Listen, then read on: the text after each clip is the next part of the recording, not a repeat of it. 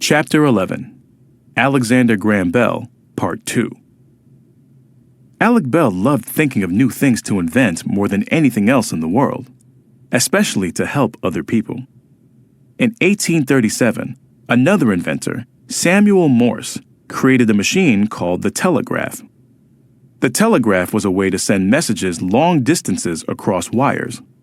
It was limited to dots and dashes and could not transmit human sounds. Alec began to think about ways that he might improve upon this new invention. "I used to tell my friends that one day we should speak by telegraph," said Bell. He devoted all his time to this new goal. So did many others, and the race for a new invention was on. Boston, Massachusetts became an important place for many inventors.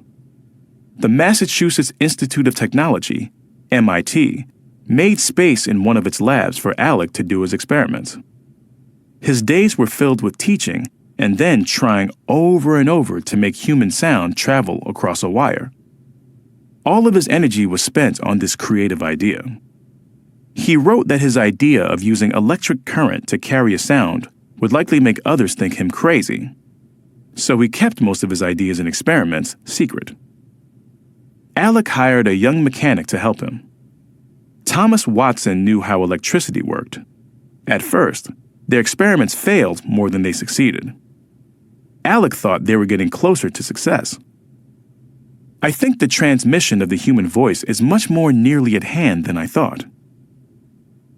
On June 2nd, 1875, his dreams came true.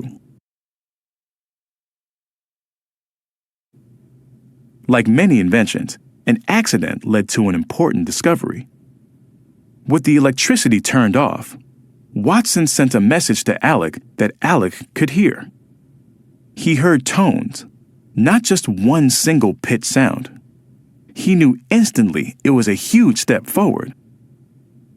"I have, by accident, made a discovery of the very greatest importance," wrote Bell.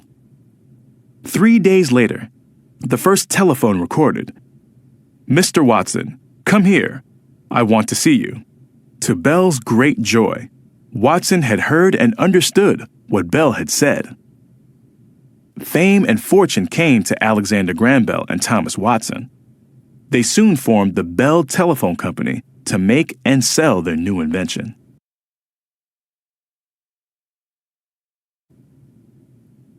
Bell continued to invent the rest of his life. "Self-education is a lifelong affair," said Bell.